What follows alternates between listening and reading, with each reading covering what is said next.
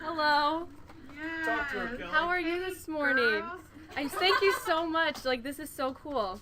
I was so excited when you wrote me. I actually have gotten to do this a couple times, but not in a while. So I was honored that you guys thought of me, and I thought it was perfect timing because I just got back from the White House where we were over there discussing climate change and talking to Gina McCarthy, the head of the EPA, on like the new bill they're trying to pass for clean carbon. So it was, super inspiring. And then when I got an email from you, I was like, perfect. Let me go hang out with the environmental class. I think that's so. Explain to us like what you did in DC, like what like you guys were like there for, or.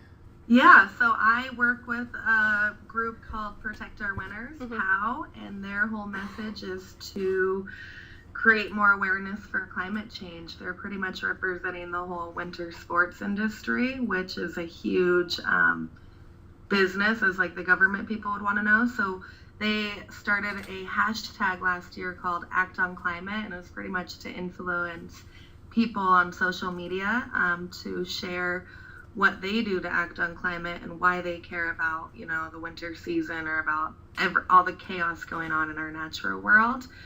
So that happened last year, and they won an award from Barack Obama for it. So this year, it was their third year going out to the White House, pretty much to connect, to talk to a lot of the different senators, to meet. This time we got to meet with Gina McCarthy and do a live Twitter chat with myself, Gretchen Bleiler, Ingrid Beckstrom. It was like 10 to 15 different skiers and snowboarders or mountaineers. So all of us pretty much coming together got to like share our passion for snow sports and that industry and how much and why it makes a difference for us if they're going to pass for instance, the XL pipeline. We were there on of that day, and we got to talk to certain senators from like Vermont and Maine, for instance, that were voting against it, and it was really cool to hear their sides of why they're passionate about a more sustainable way to use energy moving forward. And then we got to meet with senators that were voting for it and why they think taking those tar sands would be beneficial. And there's pros and cons to everything, so it was interesting and really cool to hear different perspectives. Yeah. Because at the end of the day, what I felt from it is that we know there's a better way to be living life. We know that like we can be more in tune with nature. Like we are really smart, but the effing oil industry, they kind of have everyone unfortunately like tied under their thing because it's such a huge, powerful industry. So even though the XL pipeline didn't pass this year, it was one vote short, thankfully. Next year, they're all saying it's going to pass because they took out certain people and put other, like, more Republicans in. Yeah. So, at the end of the day, like, it's kind of like that's just one of the issues. But for me, it's just about talking to people, like me connecting with you guys, me talking to my friends on the mountain about,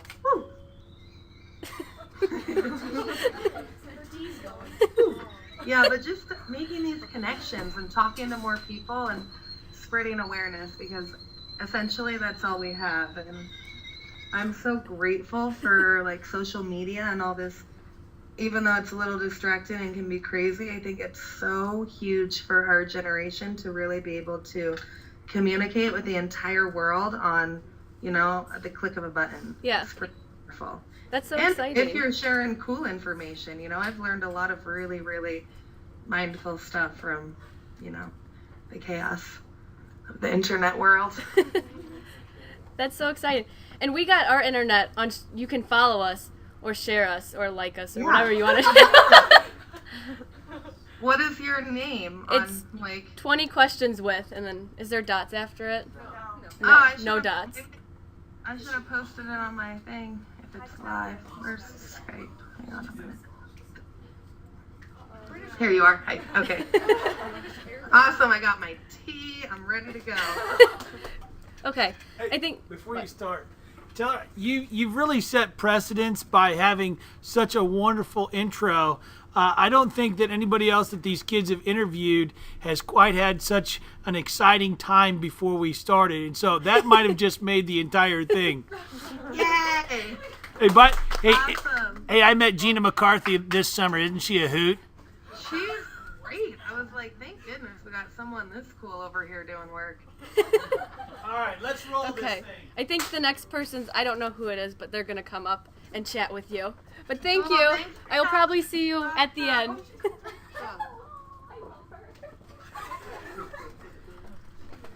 Hi, I'm Jessica Ping. Hi. It's great to meet you. My question is, training for the Olympics is probably really stressful and really hard. On like the hardest days, how did you motivate yourself to keep going? It was really hard. I mean, it was just around this time last year where I was like trying to go to the gym and like really train, which is a part of it. But you know, for me, it was so much more psychological. It was like about writing goals and setting writing down like affirmations and manifestations and really letting go, because there's so much stress that I was dealing with and so many interviews, and everyone thought I was going to win, and I knew I was capable of it, but it was kind of a matter of putting my energy towards something else. So whether it was snowboarding or in the gym or pushing through a challenging yoga class or pose, like I know like in the bottom of my heart I had such a big goal that I almost just wanted to do anything to reach it. But it kind of continues, because even though I've won a big event, like I'm not unmotivated to continue growing. I still want to push to be my personal best, and I want to be healthier, and I want to be stronger, and I want to find more ways to help in my community and help just in the world. So it kind of keeps that infinite buzz of, you know, what we're naturally here for, which is progression and being here for each other as compassionate people. Well, thank you very much. That was a great answer. Thank you.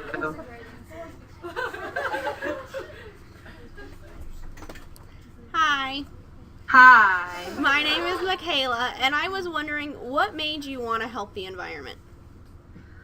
For me, I think it was just like a natural, intuitive thing. I thankfully grew up in the mountains, so I've always been really connected to our environment, whether it was hiking outside or camping, and my mom homeschooled us, so we like did a lot of field trips and kind of projects outside of nature. And now that I look back at it, I'm so humbled by the way my family chose to raise me, because it really built a personal connection to our earth and our home. And being a snowboarder and doing that as my profession, I've been able to see firsthand a lot of kind of crazy stuff go down with the environment. So for me, and kind of having a platform and a voice, I mean, I have no problem with encouraging kids to recycle or, you know, clean up trash in their own community, or even on a bigger scale, like connect and find out ways that we really can reduce our carbon footprint, even if it's the simple things like riding a bike. I think all those little things really make a big difference at the end of the day, and especially if you're hanging around people that care as well and they're coming up with new ideas. And you know, I have a friend, Chanel Sladix, who just started a company called Simply Straws, and it's glass reusable straws for people that love them, but she did all different colors for different charities like the oceans and the earth and breast cancer. And I thought that was such a cool way to, one, look out for our environment, and I think it's something like 20 million straws that go in landfills every day. Like that was her encouragement, but to really kind of flip the side and support other like-minded charities. So for people like her and people that inspire me, and more than anything, like nature, that's what inspires me to take care of it. Thank you. Yeah.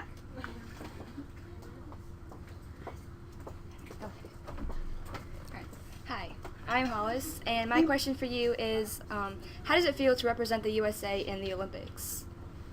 Oh my goodness!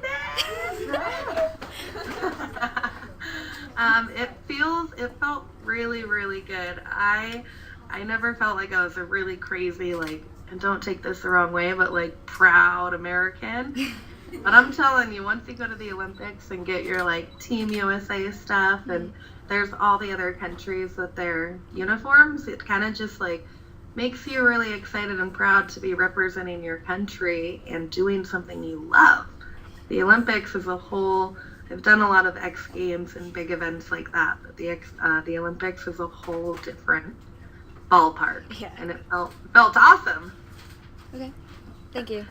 Hang on that note, I'll show you something. Okay. Oh my god. Is she gonna show us about Hang on.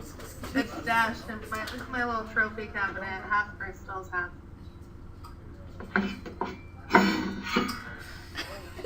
Da da da da. Hang on a minute. Let me switch this camera. Wait, watch. Is that her? I know it. It's so cool. So yeah, this is big. Oh my goodness. Oh my god. That's so cool. I like the back even better. It's pretty clean.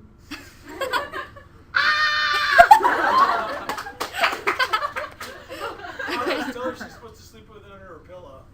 Oh, Mr. No, Ritter. not under my pillow. Okay, well, So yeah, that feels good. More than anything, what feels good Yeah. representing your country and knowing that you have so much love and support. Because even when I almost gave up and was like so nervous and crying and just like, I like as soon as I let go and like trusted that I wouldn't have been there if it wasn't for all my family and friends and sponsors and I mean people like you that believed in me, it like instantly calmed me and I was just like, and I knew that whatever happened was essentially out of my control, and if it did happen and I did win and I'm able to like use it to create more positive change, then rock and roll. But if not, like then I didn't want to like, I didn't want to stress on things. It's out of our hands. It was my destiny, I guess. Yeah. All right. Thank you. You're awesome.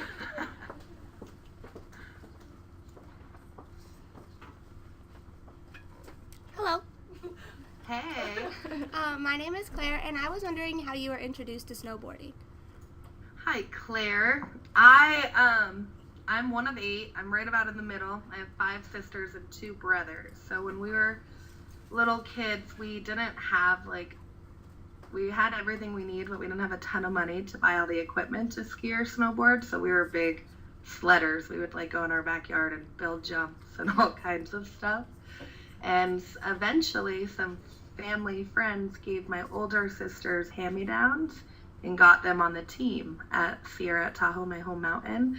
And eventually I followed in their footsteps, but I had to wait till I got some equipment handed down to me. And then I had to kind of try and raise some money because it's such an expensive sport. So kind of to me, that's what really humbles me. It was really challenging to get involved with. But once I did and got my first airwalk snowboard and ghetto pair of boots, I was on the mountain every day with them.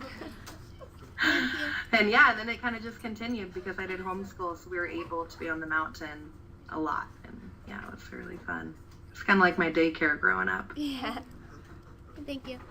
Bye. I'm so excited. Hi, my name is Bailey, and my question for you is, I was looking through some of your pictures, and I saw this picture that after you did your, gold-winning ski slope, that you saw at the bottom of the hill your family, and you were just hugging them, and you were so excited. And I wanted to know what that felt like. Did you feel like you finally had made it, or just did you feel like you had to do everything more? I felt, wait, is this after my first run or after I won? After you won. Okay. After I won, oh my, thank goodness.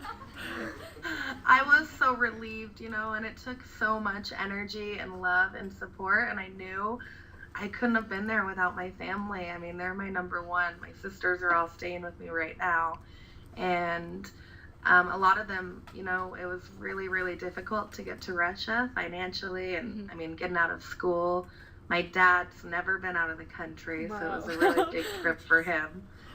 So I think it was just that gratitude, so much love. They all went so far to support me, and whether they know it or not. It made such a big difference. So being able to go over to them and give them a hug after, and just like I felt like the weight of the world was just off of me, and I was literally levitating. Yeah, it was such a great picture. I think it made like the top 50 best Russia pictures, like at the games, and I was just like, that is so cool. So, but thank you very much. Thank you. You're welcome. Yeah, and thanks to my family. Lots of love. Yeah.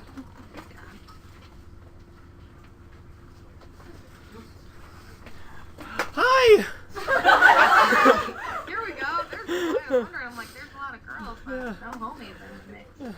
My name is Logan. I was wondering, how did growing up in Lake Tahoe affect how you saw problems with the environment and how you viewed, like, everything that has to do with the environment? Growing up in Tahoe was really, really an amazing place. I mean, the community is really conscious. We have a big foundation here called Keep Tahoe Blue, which is completely committed to keeping the environment clean and doing a lot of stuff with the lake because it's been losing clarity with lots of different environmental issues. So growing up here, it's kind of always been a part of my life. So getting a little bit older into my teenager years and kind of realizing, like, what can I do to make a difference? How can I work with, you know, these foundations in Tahoe and even globally, since I'm able to go to different places around the world and see what type of issues we're really dealing with.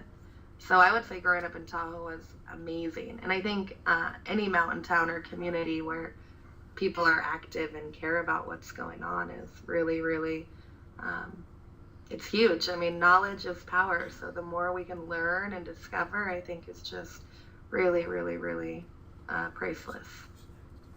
Great. Thank you. Thank you.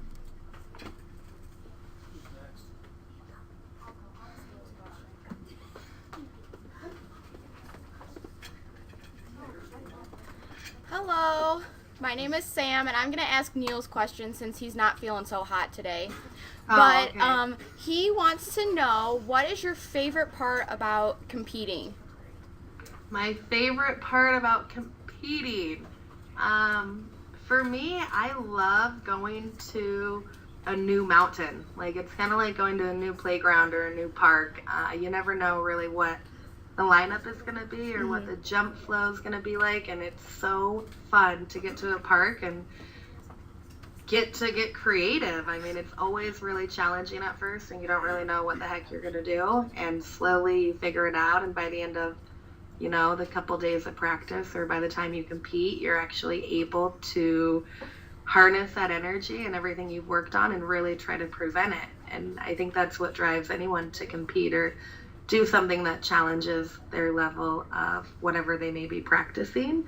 It gives me personally that like extra like spark of energy to like work hard and really do my best in that moment, because it's hard. Someone can land a run all day, but when you do it when you have to do it, it's a whole different game. So for me, it's all about that like rising above the mental challenges and really in a way, it's like a type of meditation to really be able to hold your ground and stay content and calm through a stressful situation is fun. That's great. Well, thank you very much, and I think Jacob with the next question. Thank you. Bye, Sam. Bye. Hold on for a minute. Hold on.